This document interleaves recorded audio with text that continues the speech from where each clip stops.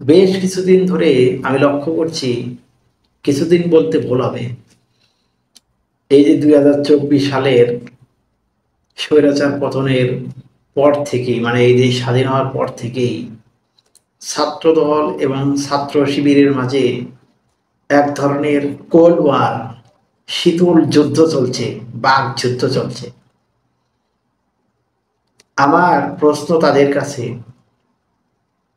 হঠাৎ কেন আপনাদের মাঝে এই ধরনের শীতল যুদ্ধ শুরু হলো, সৃষ্টি হলো? এই প্রশ্নটা আপনাদের কাছে রেখে গেলাম, কেননা এই প্রশ্নের মাঝেই লুকিয়ে রয়েছে আমাদের দেশের স্বাধীনতাকামী, গণতান্ত্রিকামী মানুষের ভাগ্য। তাই এই প্রশ্নটা আপনাদের কাছে রেখে গেলাম।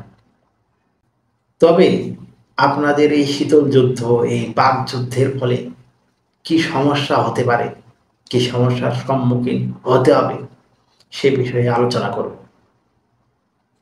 আমি বড়ই অবাক হয়ে যাই, বড়ই আশ্চর্য হয়ে যায়। শুধু অবাক হয়ে যায় না, আমার খুবই আফসোস লাগে আপনাদের এই কর্মকাণ্ড দেখে। কেননা সেই 17-18 বছর যাবৎ আপনারা বিগত স্বৈরাচারের বিরুদ্ধে আন্দোলন সংগ্রাম করে গেছেন, একে অপরের হাত ধরে, একে অপরের কাঁধে কাঁধ রেখে, যেন আপন দুই ভাই। এক ভাই বিপদে পড়লে অন্য ভাই যেমন স্থির থাকতে পারে না, শত বাধা সত্ত্বেও সে তার ভাইকে উদ্ধারের চেষ্টা করে, তার ভাইকে রক্ষা করার চেষ্টা করে, তেমনি বিএনপি বিপদে পড়লে, বিএনপি আন্দোলনের ডাক দিলে আপনারাও আন্দোলন করেছে, মানে জামাত। আবার জামাত আন্দোলনের ডাক দিলে বিএনপিও আন্দোলনে যোগ দিয়েছে, মানে আলাদাভাবে করলেও উদ্দেশ্য একই ছিল। হঠাৎ আপনাদের মাঝে এই কোল্ড ওয়ার শুরু হলো কেন? আপনাদের সেই স্মৃতিবিজড়িত দিনগুলো মনে পড়ে না? সেই সোনালী, সেই কষ্টের দিনগুলো মনে পড়ে না? সেই কষ্টের দিনগুলো কতটা ভয়ঙ্কর ছিল, তবু আপনারা ভেঙে যাননি। সেই দিনের কথা মনে পড়ে না?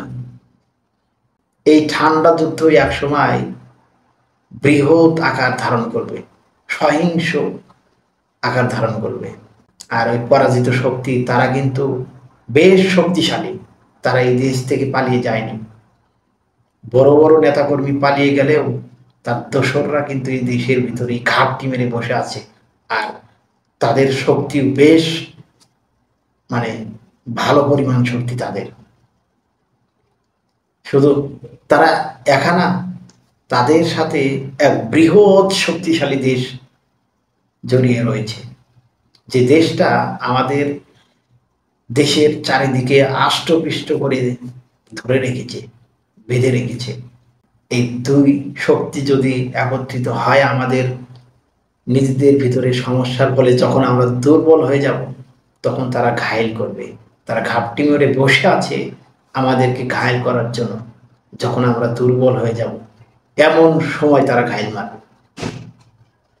আপনারা যদি দুই দল একে অপরের সাথে এই ঠান্ডা যুদ্ধে লিপ্ত হন, তখন ওই ঘাপটি মেরে বসে থাকা যে দল, তারা যে কোনো এক দলের সাথে যুক্ত হয়ে আর এক দলকে পরাজিত করবে, এবং কিছু সময় পর ওই সহযোগী দলকেও তারা পরাজিত করবে, ধ্বংস করে আবার তাদের রাজত্ব তারা উদ্ধার করবে।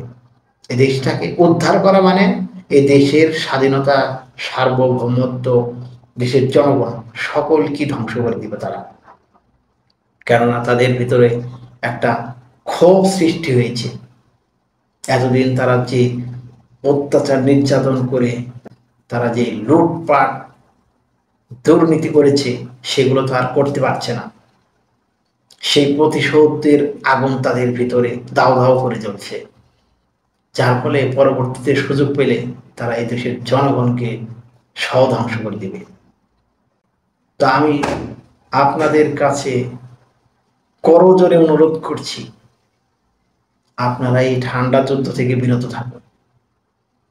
হ্যাঁ, আপনাদের মাঝে নীতিগত পার্থক্য, আদর্শগত পার্থক্য আছে, থাকতে পারে, সেটা আপনারা নিজেদের ভিতরে সমাধান করে নিন। আপনারা সেটাকে প্রকাশ্যে না এনে নিজেদের ভিতরে গোপনে সেটা আলোচনা ভিত্তিক সমাধান করে নিন। এভাবে যদি প্রকাশ্যে এসে সেই সমস্যাগুলো আরো বৃদ্ধি করে, তখন তারা সুযোগ নেবে, আমাদের দুর্বল পয়েন্টগুলো তারা খুঁজে খুঁজে বের করবে।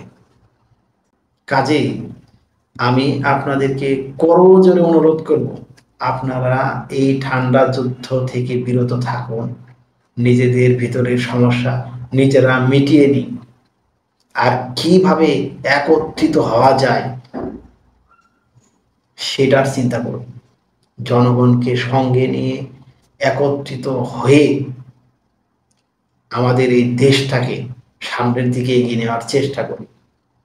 আমাদের নিজেদের ভিতরে আর ফাটল না ধরিয়ে শক্তিশালী করুন, একত্রিত করুন। একতাই বল, কথায় আছে না, একতাই বল। যখন আলাদা আলাদা হয়ে যাবে তখন সেটা একবারে দুর্বল থেকে অতি দুর্বল হয়ে যাবে, আর অতি দুর্বলকে শক্তিশালীরা নিমিষের ভিতরেই দমন করতে পারে। আশা করছি আমার কথাগুলো বুঝতে পেরেছেন।